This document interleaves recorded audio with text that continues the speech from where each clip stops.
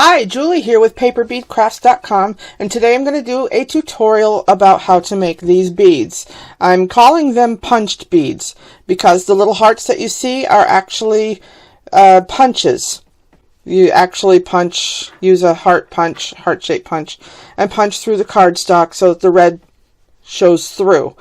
And let me explain how I do that. First off, you're going to need a punch. This is the one that I used. It's a heart-shaped punch. There are others out there that are made like this. They're hard to find. This one came in a set of 3. It was a star, a circle, and a heart.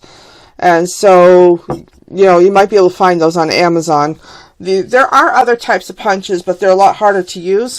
And let me show you what I'm talking about. I have some of these types of punches.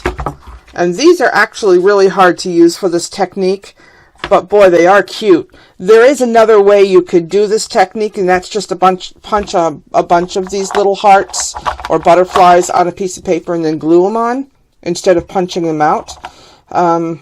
Those would be okay. Using these would be okay for that. I mean, these are really hard to use. It's hard to, you slip the paper in, and it's really hard to see and hard to squeeze to get them accurate. So let me show you how I actually made those little beads. And we'll move on from there. Okay, so another thing that you're going to need for these particular beads with the red and all that stuff is you're going to need a red pencil and red Sharpies.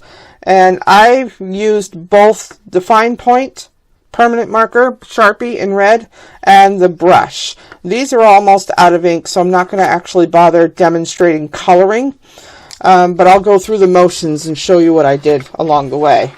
Okay, so the first thing you're going to do is you're going to need plain white cardstock, 110-pound index weight. Make sure that the package says index weight. You want the flimsy cardstock. So this is what I did. Oh yeah, you're going to need a ruler.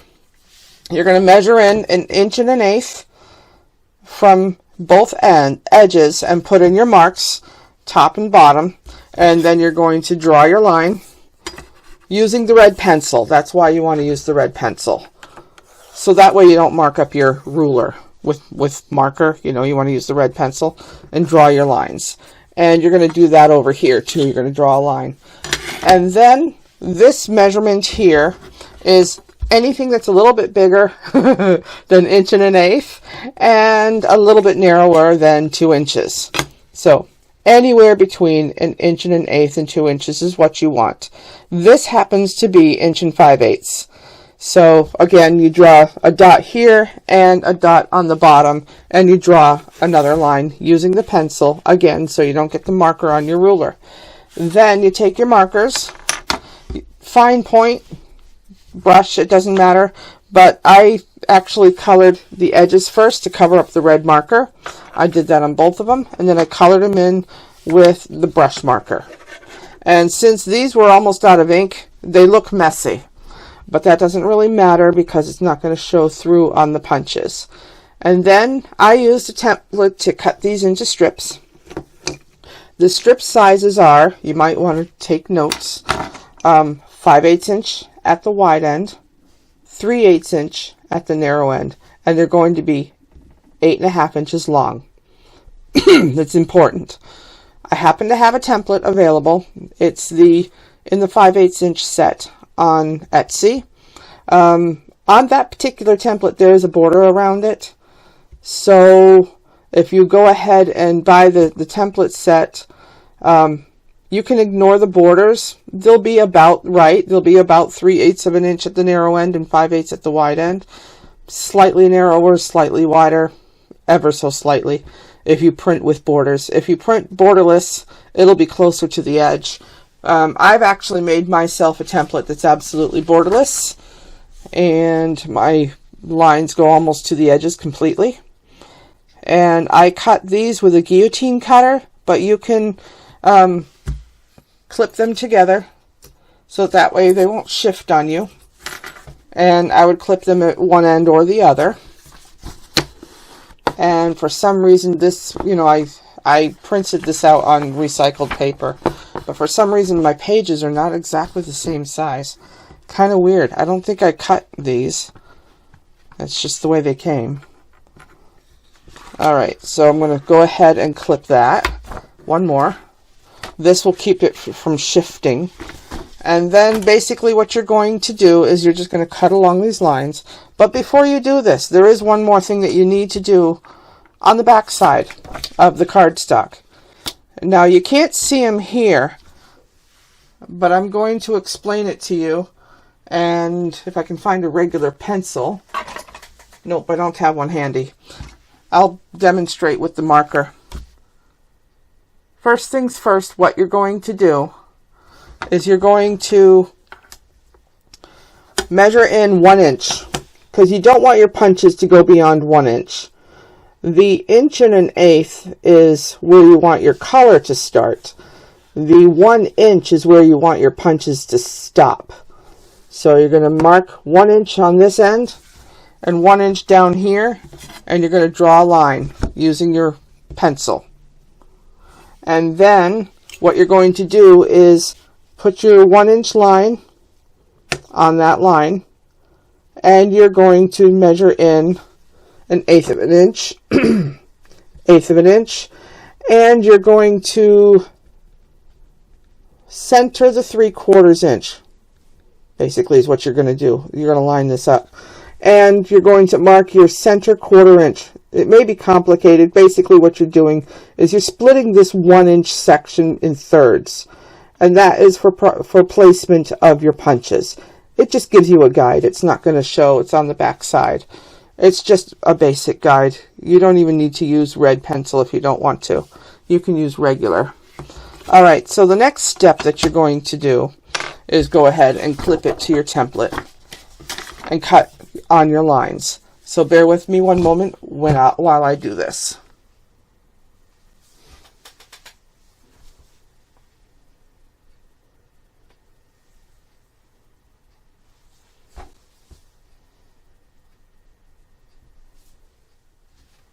Okay, so now that they're all cut up, and one little note about these template strips, don't let them go to waste.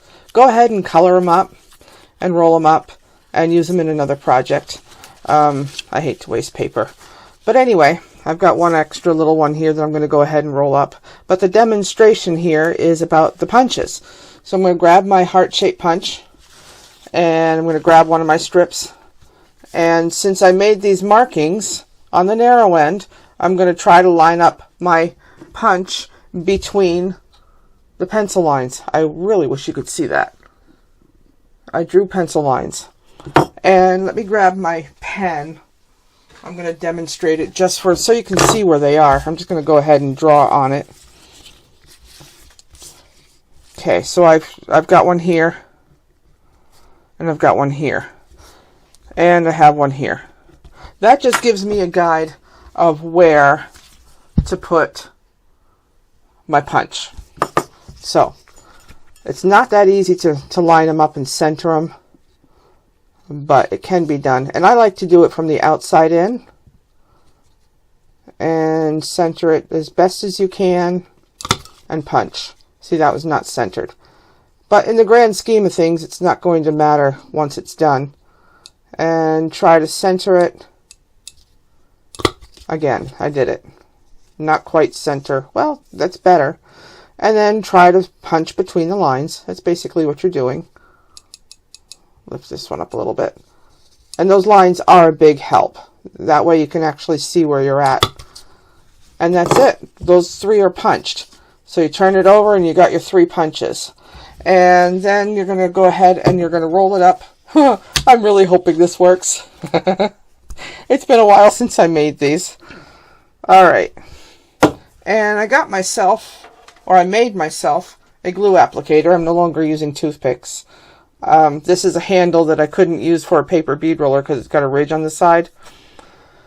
Now, I do actually have about 200 or 300 of these handles that have the ridge on the side, and they're kind of a pain in the butt, and I'm trying not to use them to make paper bead rollers. But if you don't care, let me know, and I will sell some of these for a discounted rate. No special packaging, just wrapped up and sent to you at a discount, you know, as paper bead rollers. Just let me know what the sizes you want. We'll talk about price. And if I get enough of a response and you don't care that it has a ridge down the side, they would be limited. You know, they're rejects. That's what I'm calling them. But that's my glue applicator. I can make some of these too and start selling them if you guys want them. Alright, let me get my paper bead roller that I'm using today. 5/64 inch. You can use the slotted, which this is, or you can use the split pin adjustable length paper bead roller. It's up to you. 5/64 is the size you want. So go ahead and start rolling it. And hopefully all my measurements are correct and it will line up correctly.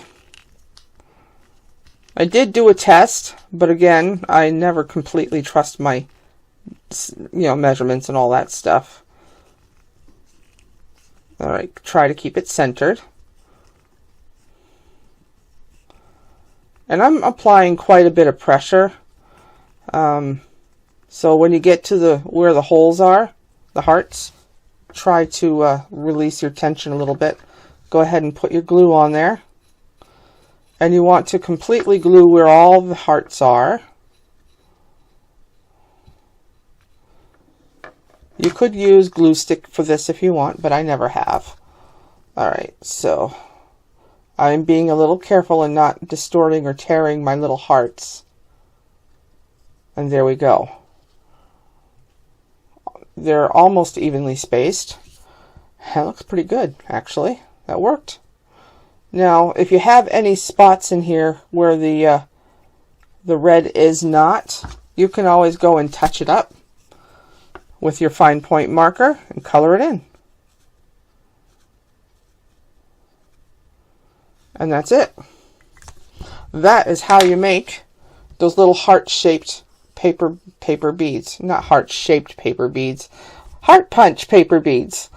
So you're basically going to do that over and over again. And let me show you one more time. And this is one of those good projects. You know, here's the lines. I can see the lines. Basically what you're going to do is you're going to go ahead and punch. Trying to line it up as close as you can to the center. There's one. And then you're going to line this up.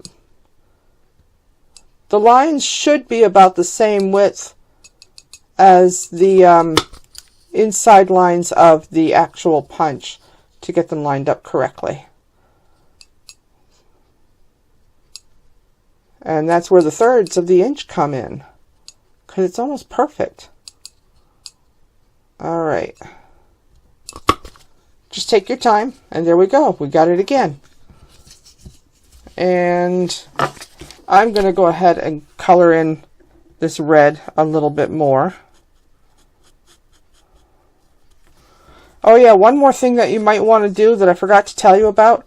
Go ahead and color the edges of the red on the sides. In fact, that'll probably be the next step that I take. You can bundle them all up and do them all at the same time. That might be a time saver. Especially if they're cut evenly. And I did a pretty good job accurately cutting these. But, yeah, I forgot to mention coloring the edges for best results. And let me grab that. And we'll see the difference that makes. I'll roll this up and I'll get it done.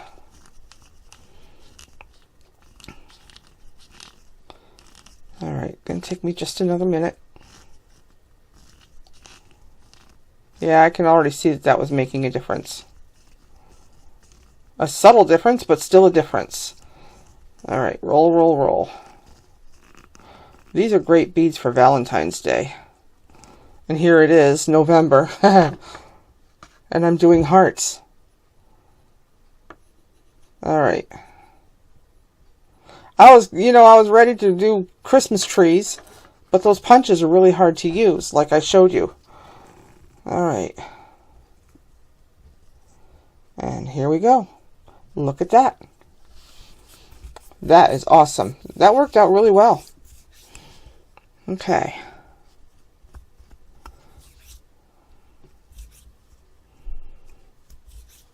Alright, so it does make a little bit of a difference coloring the edges. It makes it a little bit bolder. So that's what you want to do. You want to make sure you color those edges. Go ahead and separate all these, bundle them up, and do the edges. I think I have showed you on a video how to do this before. You might want to go take a look at that video. Basically what you do is you stack them. Stack them all together, going all the same way. Line them all up. Clip one end. You do this to the whole bundle at the same time. I'm just demonstrating quickly here with a few stacked. Then you just set it down on your work surface and color them. And get them all done. This will save you some time.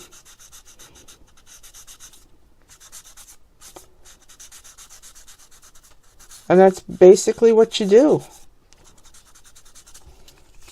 Turn it around and do the other side. You can do one at a time also, like I showed you. But that's basically it. That's how you make these beads. And you roll them up and you glaze them the way you normally do. I like hanging mine, but you could glaze them one at a time. These particular beads were dipped in 2 coats of a 50-50 mixture of white glue, the same glue that I use for my beads, and water. I mixed them together and dipped them twice, inverting each time, dipping it once and then turning around and dipping it again. And then 2 times into Janice Mays Vibrance, which is available on Amazon. And I have a link on my website, paperbeadcrafts.com, in the how-to section under finishes. So that's basically how to do these little tiny punched heart beads. And that's it for today. Thank you for watching. And if you like what you see and you want to know more about making paper beads, go to paperbeadcrafts.com. And until next time, thank you and have a great day. Goodbye.